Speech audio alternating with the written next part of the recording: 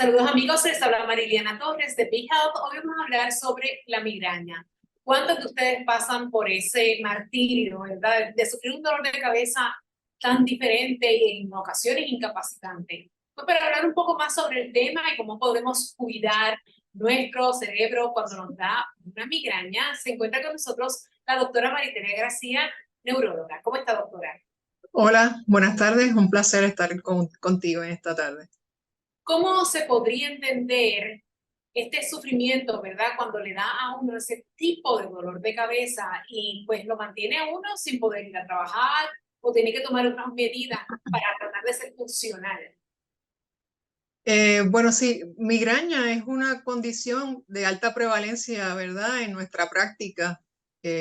Usualmente son pacientes que pueden ir desde edad temprana, en la adolescencia, hasta pacientes en los 50 años. Muchas de ellas son mujeres, ¿verdad? Y la migraña es más prevaleciente en la población mujer. Obviamente hay unos factores envueltos que pueden ser hormonales, ¿verdad?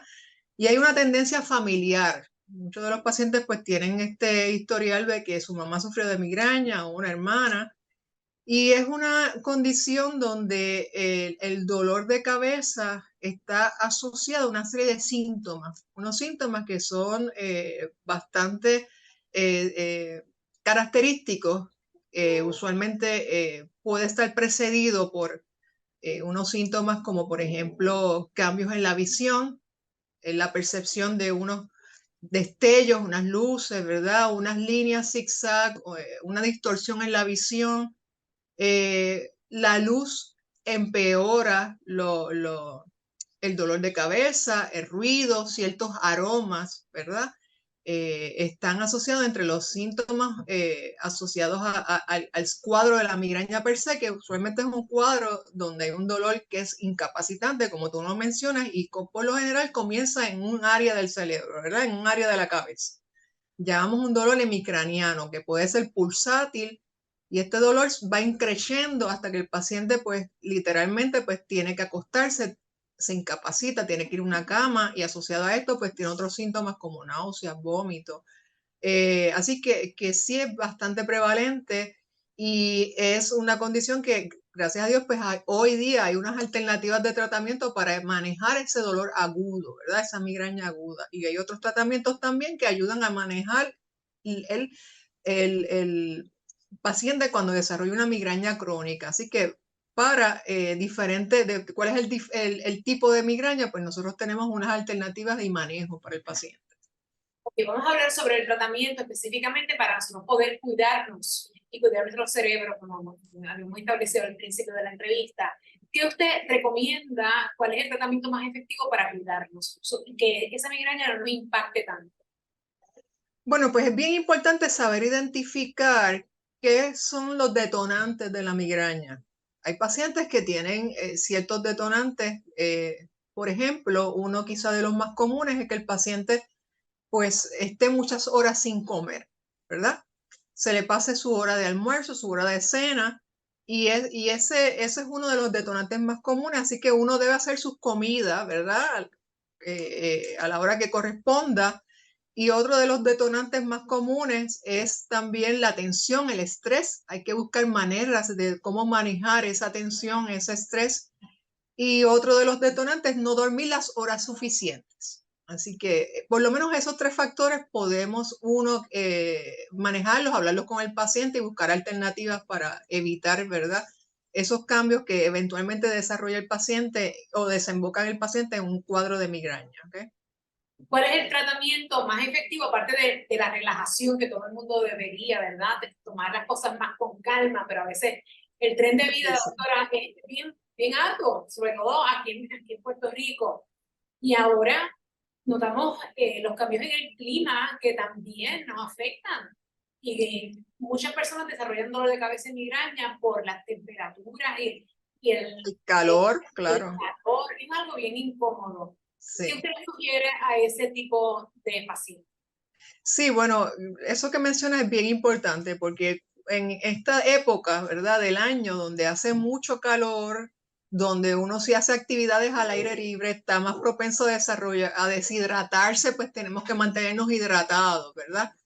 El, este tipo de, como le dicen los pacientes, la resolana, ¿verdad? Cuando está, por ejemplo, ahora que está el polvo del Sahara, que hay cierta brillantez y ahí está esta nubla, ¿verdad? Esta neblina o esta nubosidad, pues muchas veces esto nos hace más sensibles, ¿verdad? A la luz del día, pues hay que usar sus gafas, ¿verdad? Si uno va a hacer actividades fuera al aire libre. Así que esas son cosas que uno puede utilizar y hacer, ¿verdad?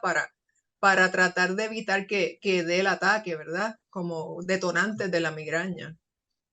Yo lo he notado hoy en la mañana, ¿verdad? Y ayer también, como estamos involucrados en esta nube de polvo, ha sido bien terrible para todos aquellos pacientes que sufren de dolor de cabeza. Entonces, a veces las personas dicen, bueno, pues vamos a mejorar yéndonos, digamos, a la playa, pero es que en la playa es más sol y está el sol directo. O sea que también el ambiente en el cual la persona se rodea impacta directamente al paciente. Oh, sí, definitivo. La exposición directa al sol y estar mucho tiempo, ¿verdad? Expuestos al sol es otro de los detonantes de muchos pacientes. Hay otros que pueden, ¿verdad? Que no necesariamente es la causa, pero en la mayoría de ellos sí. En la mayoría de ellos uno lo puede observar. ¿La migraña afecta alguna parte del cerebro? Bueno, la migraña es un cuadro donde hay una hipersensibilidad, ¿verdad? Hay un problema en las neuronas que están más hipersensibles. Hay unas teorías, ¿verdad? Que hay una hiperexcitabilidad de las neuronas. Y esta hiperexcitabilidad de las neuronas lo que causan y detonan, ¿verdad? Es la activación del nervio del trigémino, ¿verdad? Que es el nervio que tiene que ver con la sensibilidad en las estructuras que rodean el cerebro, que son las meninges, ¿verdad? Y también ese nervio del trigémino tiene que ver con la vascularidad, ¿verdad? Con las arterias, cómo se dilatan, cómo se contraen. Así que el detonante principal, ¿verdad? Es que activa este nervio del trigémino, es una de las razones por lo cual en ciertos pacientes están predispuestos a tener este dolor de migraña. Y por eso las terapias van dirigidas a específicamente a unos neurotransmisores que están envueltos en la mediación del dolor. ¿Y cuándo un paciente debe recurrir, o sea, ir directamente, ¿no? Dicho, cuándo un paciente debe acudir, la palabra correcta, digamos, a un especialista para evitar que siga creciendo ese dolor o cuando él entiende que algo le está afectando más allá de la salud y se convierte en algo crónico? Claro, claro. Ya, ¿verdad? Muchas veces y tenemos este paciente, cuando llega ya a la oficina, pues muchos de ellos ya están en una fase crónica de su migraña, ¿verdad? Cuando decimos una fase crónica, es ese paciente que tiene más de 15 días de dolor de cabeza al mes o más de 8 ataques de migraña, ¿verdad? Como las características que mencioné inicialmente. Y ese paciente, pues es un paciente que a veces lleva meses, años con ese patrón. Y debemos entonces acudir, ¿verdad? Al médico antes de que el paciente desarrolle esto, porque hay unas terapias de prevención. Si el paciente tiene recurrencia de los dolores de cabeza, y estos dolores de cabeza, aunque sean 2 al mes, son lo suficientemente incapacitantes para que el paciente deje de hacer sus actividades, pues necesita entonces comenzarse una terapia de prevención. Y en eso entonces sí debe acudir al neurólogo porque obviamente pues le vamos a ofrecer cuáles son las alternativas, las diferentes alternativas que hay, porque hay medicamentos por vía oral, pero ahora hay unos medicamentos que se inyectan subcutáneamente mensualmente y eso es una muy buena alternativa, son muy efectivos, ¿verdad? Para evitar la recurrencia de estos dolores de cabeza. De eso le quería hablar porque mucha gente empieza a automedicarse. Ujú. Entonces, ¿cuánto es bueno, cuánto es malo? ¿Cuántas pastillas me debo tomar? Hay gente que, yo he conocido personas que se toman 4 y 5 pastillas al mismo tiempo. Y eso no es una terapia efectiva y es muy peligroso. Sí, claro.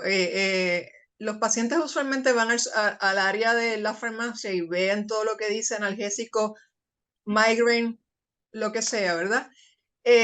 Y empiezan a tomar estos medicamentos. Muchos de ellos son combinaciones de antiinflamatorios con cafeína. He tenido pacientes que han desarrollado úlceras gástricas por el uso de antiinflamatorios para tratar su dolor de cabeza. ¿Okay?